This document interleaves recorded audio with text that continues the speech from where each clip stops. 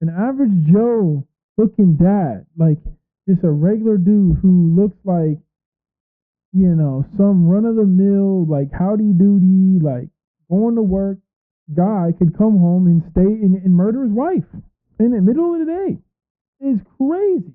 A man from Colorado was convicted of murder back in April, and the body cam footage for his case has just been released yesterday, I believe.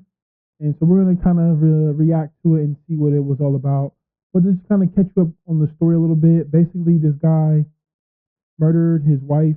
It's not alleged. He's actually been proven guilty now. Back in 2023, he essentially was impersonating her ex-boyfriend to get close to her and stalked her for, I don't know, a little while and then eventually killed her. So let's get into the body cam footage and you guys can kind of see for yourself what exactly happened when this all took place. 2023 in Broomfield, Colorado, where an officer responds to a home for a wellness. I'll say first off, really, really nice neighborhood. Looks like a pretty affluent neighborhood. Check after a husband, get this, said he grew concerned over his wife's not responding to a text.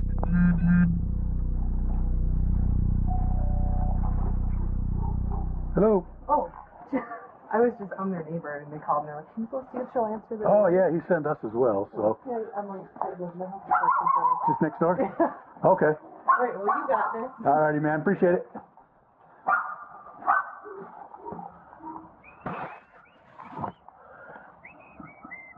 The officer finds a neighbor at the door, who investigators would later learn was called by the same man to check on his spouse.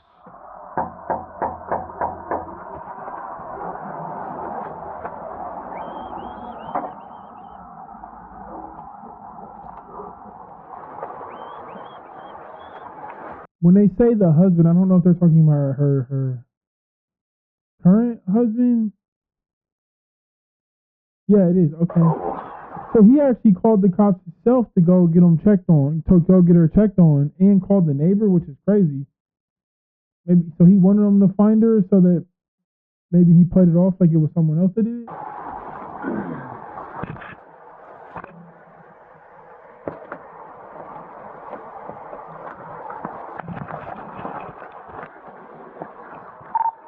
$151, send medical, and 110. I need a 4th Century.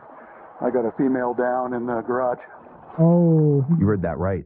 The officer spots a woman unresponsive on the ground in the garage and takes action. Once inside, investigators find the caller's wife, Christile Krug, beaten and stabbed to death. Next, we catch up with that concerned husband as he arrives at the scene. Bro booted that door down with one kick. That was some G shit.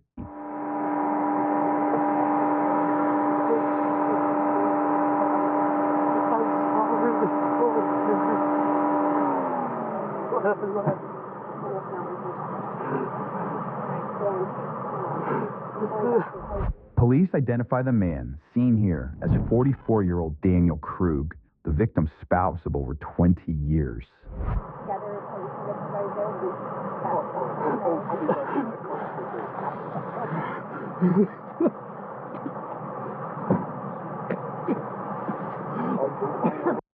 Spoiler alert, it was the husband.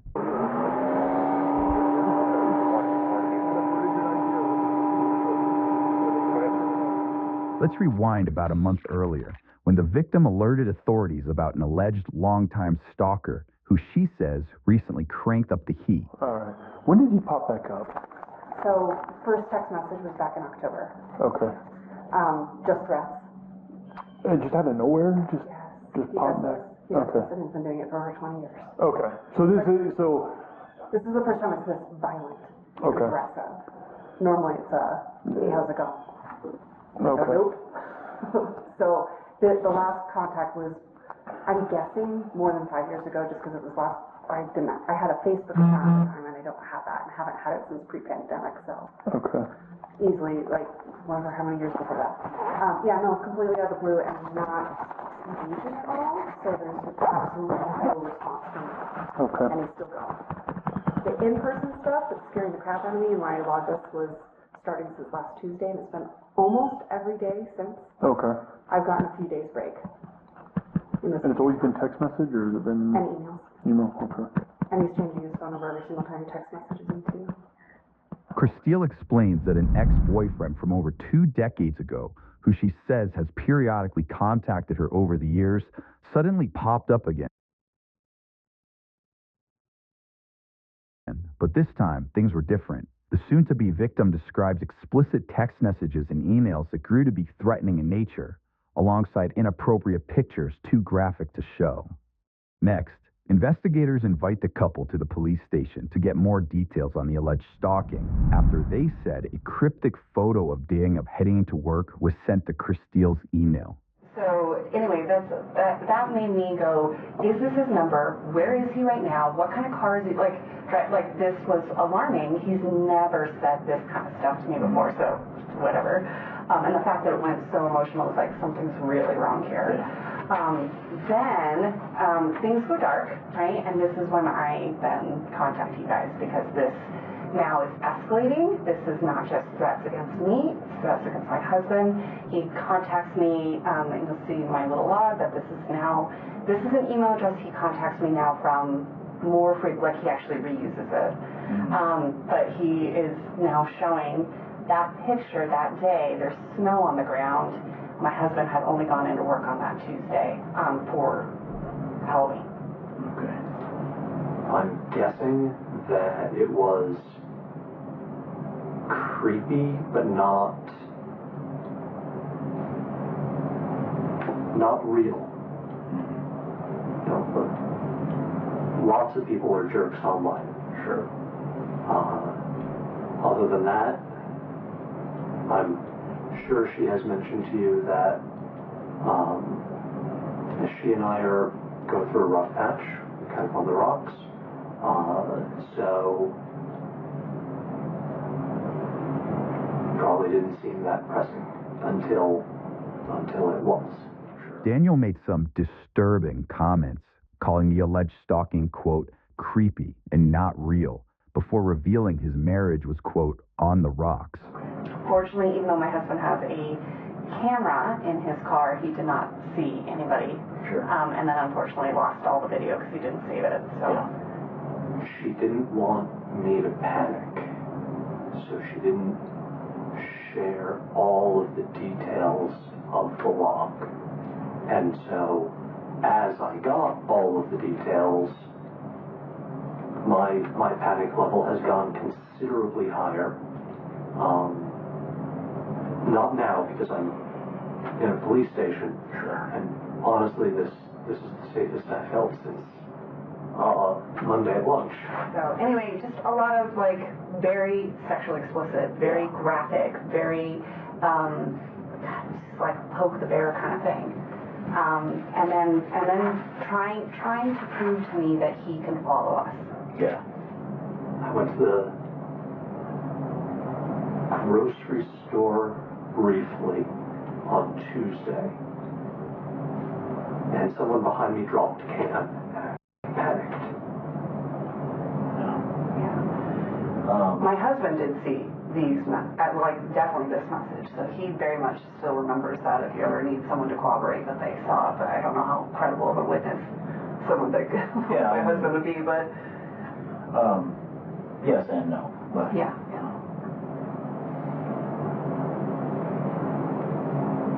So what am I doing? I'm panicking.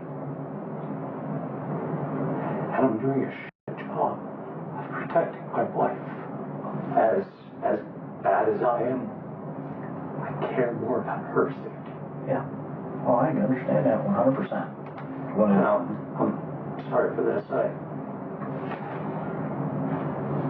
Wear a mask around the kids.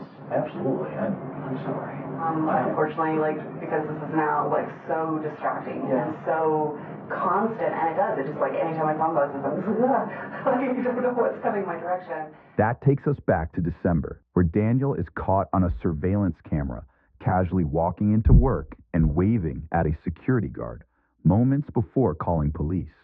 Broomfield dispatcher's meeting. Hi there. My name is Dan Krug. I I don't think this is an emergency, but this feels really weird. Okay. My wife isn't responding to text messages or phone calls. Okay. And we've had threats against us. We have both been targeted by a stalker. Okay. Threats have been made against my life. Okay. And threatening to like kidnap her, which is why I'm nervous that she's not answering me. Yeah, I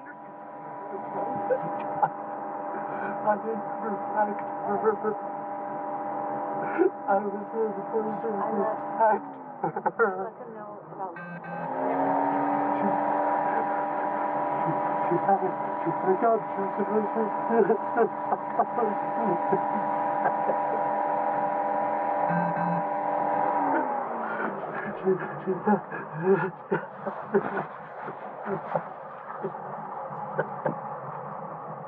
Daniel is escorted to the police station, where detectives have plenty of questions for him.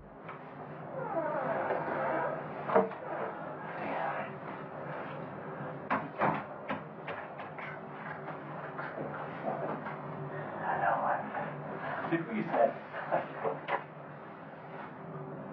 Call police. I'm pretty sure you called police. Did what you said. It's crazy to like watch this because this dude he's somewhat convincing, I will admit. Like, knowing that it was him that did it after all is kind of insane. But he's convincing in the moment. I will say that if I was the cop on the case, I mean, I think I would have been suspicious of him, but I definitely would have been like, dang, this guy does seem genuinely sad. Like, he seems like he's actually hurt by this. I was never attacked. She was rushing me out the door. I was Broomfield. I was leaving. She told me that I had to go because she had a meeting. She was rushing me, and I went. She was in the kitchen. But she texted me, asking me to pick up. So I canceled or skipped my my CFO meeting. So I could get and I left her for this. And you couldn't get a hold of her. She sent you that text.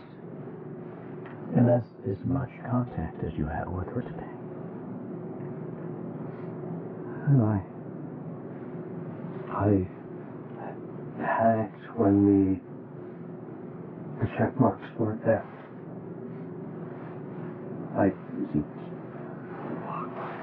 What do the check marks mean? You read? Got it. Daniel tells his initial story to investigators, saying his wife allegedly rushed him out the door before texting him about the kids shortly before the attack. Prosecutors would later allege that Daniel sent himself the message from his wife's phone in a suspected alibi attempt. That's when he said he noticed she hadn't read the text and panicked before calling police and a neighbor. Well, you mentioned earlier that she didn't tell you about something kicks. Which one was that? Kickman. Kickman. That's what we call a stalker. Doesn't deserve me. Cambridge. Came up with Kickman because I remember them in a couple of was going to kick his ass. Daniel now explains the family nicknamed the alleged stalker Kickman before one detective decides it's time to read him his rights. Let's see what he has to say. We just now need to talk about your rights so we can proceed with getting the answers that we both want. Yeah. I have two different voices going through my head right now.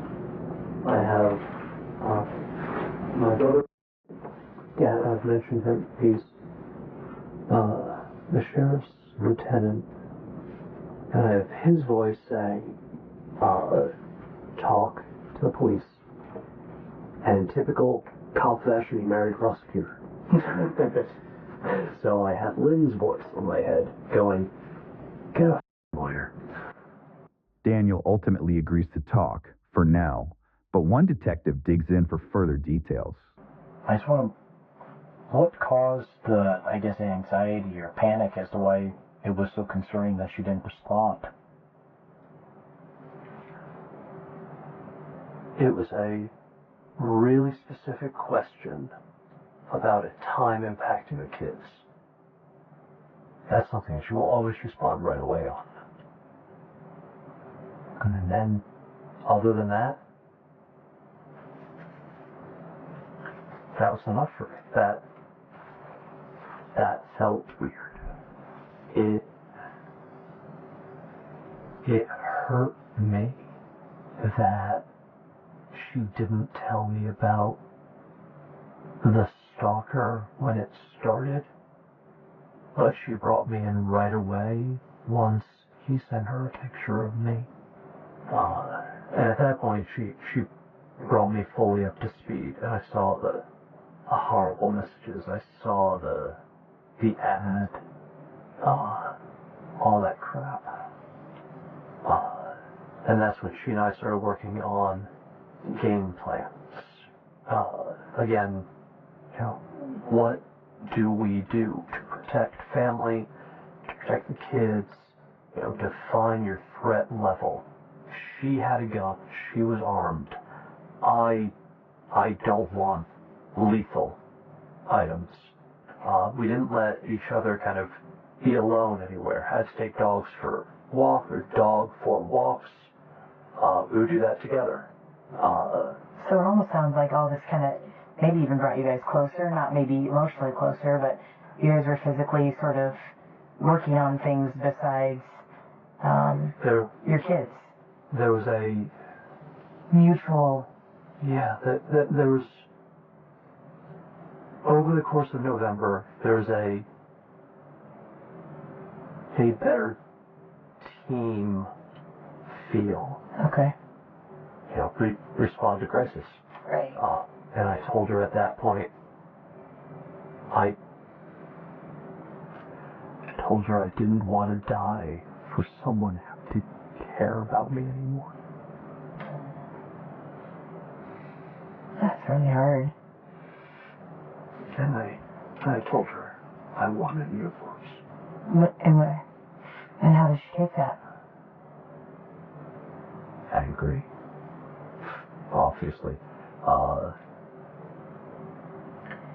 Mostly anger that I said it now, with everything else going on.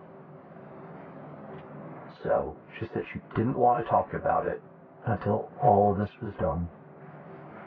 And then he got quiet, and we just kind of sat in that. I want a divorce. Okay. I have loved you for 20 years. Mm-hmm.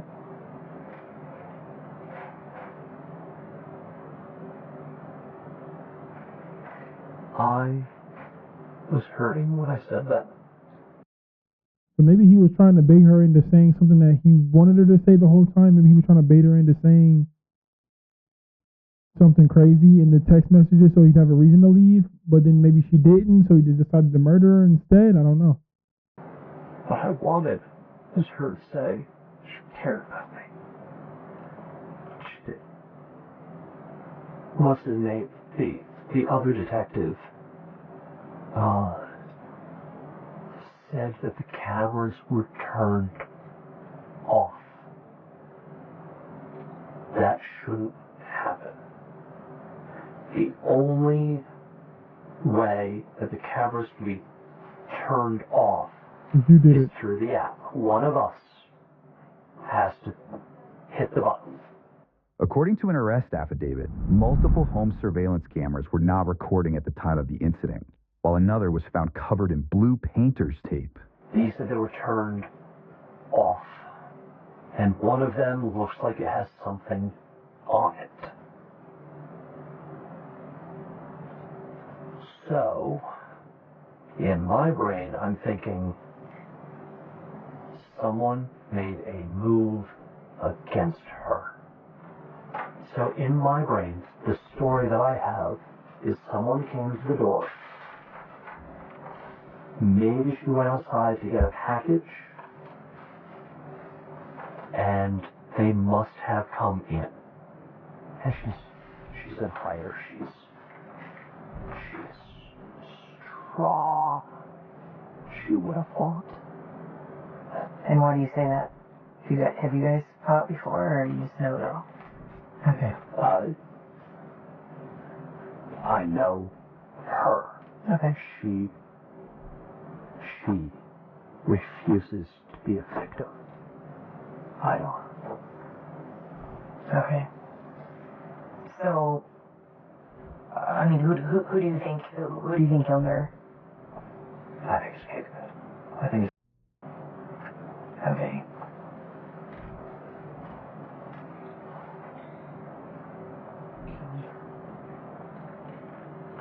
I'm sorry. If we somebody was that's this. I'm sorry that. Well, that's what happened, and that's why we're taking this so seriously. My boy, he deserves an Oscar for this one. This is Oscar-worthy performance. The cops ain't buying it, though. They're suspicious of everybody. That's the one thing about police officers. You're guilty until you're innocent with the cops. No matter how much they try to innocent until proven guilty, that is not the case when it comes to cops in this country, man. They've been dealt with too many people. They done dealt with too many pathological liars to believe that for 1 minute. Now, Daniel again points the finger at the alleged stalker when investigators reveal some conflicting information. What if I told you that we had already spoken with him? There's no way that he was in town today.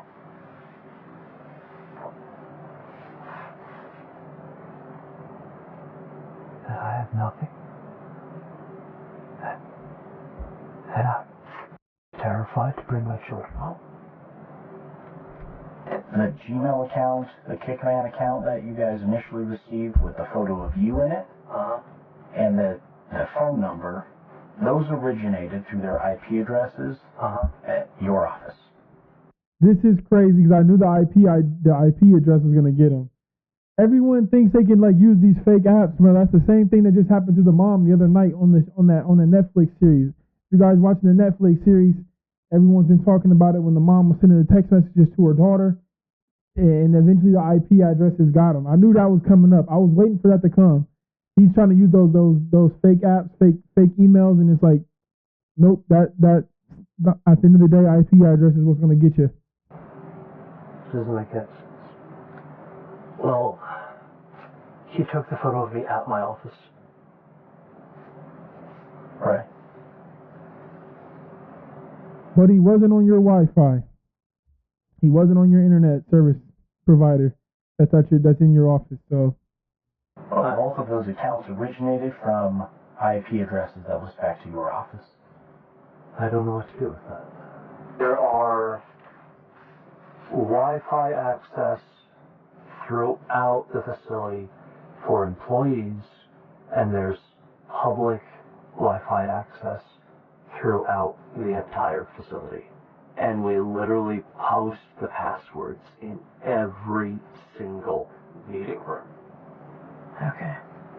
Because I guess the biggest concern is just the timing of everything, that it just doesn't quite make sense to have somebody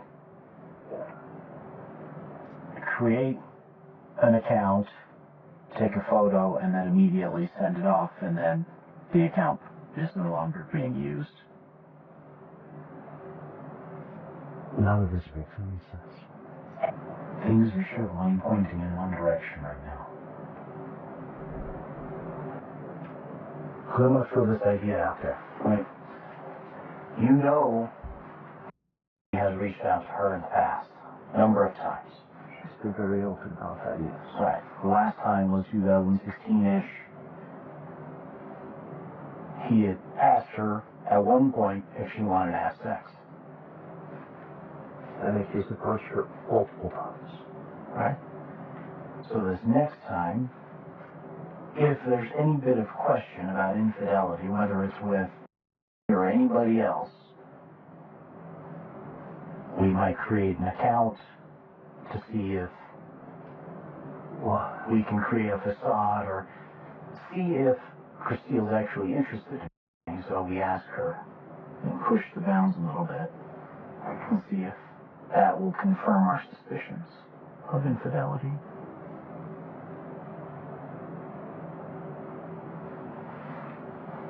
You don't get the response and the openness you once did for about 28 days, from October 2nd to October 31st. So you amp it up a little bit. Send a photo of yourself to her on an account you create. See what her response is. Maybe it started out the way that it was recorded, and then maybe it turned into something different.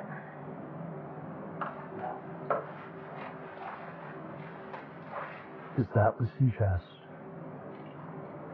that I would put my children through this. But I think ultimately what happened today would bring you the closest to your children that you probably ever been in your mind. There has to be someone that was able to turn off the cameras, that was able to access a password-protected system to turn off cameras, that was able to use your IP address from your work to create accounts, to send messages and photos, to act as a stalking suspect. Well, tell me. Help me make sense of it. I don't know, I'm not the one who does this. I'm analytical at work, and I read and write fiction at home. I don't do. He's good, bro. Like the evidence obviously is just overwhelming. So he wasn't smart enough to really stage this well enough as he thought he was going. That he thought he was. He definitely didn't stage it very well. But like his reaction to it and the emotions of it is like crazy. Because I really don't think most people would react like this. I haven't caught any glimpses of like, oh shit, any panic on his face at all. Very, very stoic about it, very calm about it. It's almost frightening that someone could act like this. And it's funny, I've had a consistent theme throughout the day, the last couple of weeks, the last few videos, that the person's face, a person's demeanor, and how they carry themselves will never tell you what their true intentions are. A person like this, just an average Joe looking dad, like just a regular dude who looks like, some run of the mill, like howdy doody, like going to work guy could come home and stay and murder his wife in the middle of the day. It's crazy. I don't do crime drama. I don't know what this is. If you're adamant that it's not Kickman, then there has to be some. Kickman is 6.5 hour drive from here. There's no way you could have made that drive. If you flew, we would have record of that. That doesn't show up on any sort of flight record through the FBI, DEA, Homeland Security, anything like that. And in fact, he was contacted in his house, severely intoxicated. Let's join officers more than 8 hours away in Eagle Mountain, Utah, where they catch up with the man who Daniel claimed to be responsible for the crime. I'm going to ask you a couple of names to see if you recognize any names. Okay. Have you ever heard of the name Christile Krug? She may have been Grimsrod when you knew her. Yeah. And do you know a Daniel Krug? No. No? How do you know Christile? She was an ex-girlfriend. She's an ex-girlfriend? Uh-huh. How long's the ex? Like how long ago? 1999. Oh, so like a long while ago. She was my very first girlfriend ever. Oh, okay. When was the last time you talked to Christile? Has it been a minute? It's been a minute, yeah. Like since you moved from... Yeah. Yeah. So that would have been, what, back in 2014? Yeah. The ex was definitively ruled out after investigators said he had a verified alibi and no evidence to show he had traveled. All this time that we've been looking for him, for the protection order, and you just found him today, like that.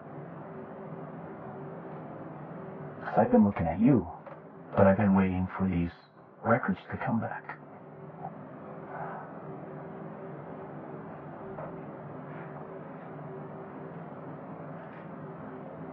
We've been chasing the wrong dog.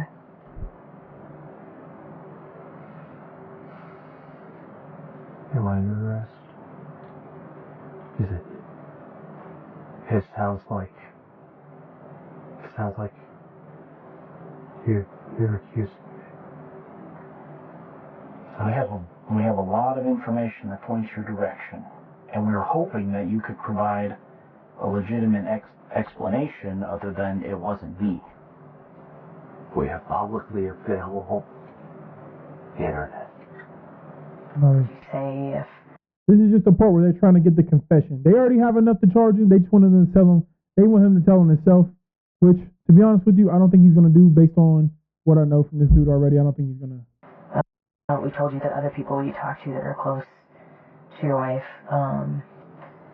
had expressed that she had maybe told them that she suspected you of having. She said that right to my face.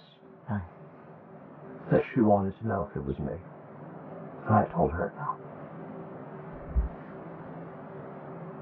But why would she suspect that? I don't understand how we take a leap from we haven't had a romantic relationship for a long time in our marriage to I suspect my husband is pretending to be my stalker. How does that happen? There's a missing explanation in there. There's a missing piece to that. I'd like to know what happened this morning. I'd like to know Me too. what caused you to get so upset to hurt your wife, because I believe that's what happened. I believe that you've been because there's no other logical explanation. I want to know what happened to her. Did she fight? Did she get shots above? Where was she in the house? So tell me. Did she fight? Did she get shots on? Where is she in the house? We haven't been there to know, and there's only one person in this room that can tell us. Detective Consultant and I have been here with you.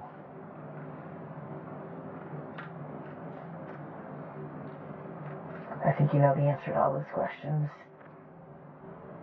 I think you got confirmation or found out that she had a boyfriend this morning, or something happened that pissed you off, and you did something that you regret now because you can't go back. And you can't go back to stalking her secretly, or pretending to be her stalker, or making plans, having cooperation with one another, although it's not romantic, having cooperation with one another to fight together against Kickman. You have your theory. It is wrong. Please find the right one. Is this the point where whatever that checklist is, I say, I'll have it for you? Yeah, that's fine. Daniel asks for an attorney and ends the interview, but it's not long until we hear from him again. I want you to find who did this.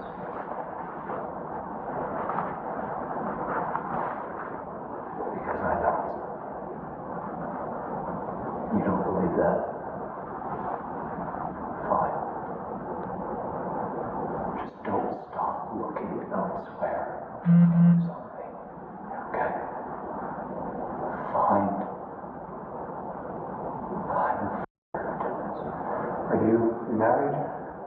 With kids? Divorced? Red line yet? I don't care if you capture him. I just want the pay. He took my children's mother for Christmas. According to the Broomfield district attorney, Daniel was accused of freeing Christile's ex and carrying out an elaborate plan to cover up his crime. A jury later convicted Daniel of first-degree murder, stalking, and criminal impersonation. He was sentenced to to life in prison. That dude is sick. I don't know how he just walked in there and was just like, yeah, it wasn't me, and stuck with that story all up until he was being, I don't know if he was being released here or what, but it's just crazy that he stuck with that the whole time and really never broke character, honestly. Just kind of was really with the idea that he didn't do it and someone else was out there that did do it. Scary how someone could snap like that, but I mean, maybe she really was cheating. I think that the female cop was onto something with that. Maybe he did find out she was cheating, and that makes a little bit more sense why he might have snapped. Even if he did snap in that scenario where like she was cheating, it's still crazy that he didn't eventually break down and be like, yeah, I found out, and confess. Honestly, just kind of crazy that he didn't confess to it. And also, they never really talked about whether or not there was any physical evidence. If she was stabbed, why didn't he have blood on him or anything like that? So did he like go upstairs and take a shower real quick before he left? He had to. Well, he must have. That's another interesting one. I don't know if that was ever part of it or not, but crazy case, wild body cam footage, insane, man. I think that's about all I have for the day.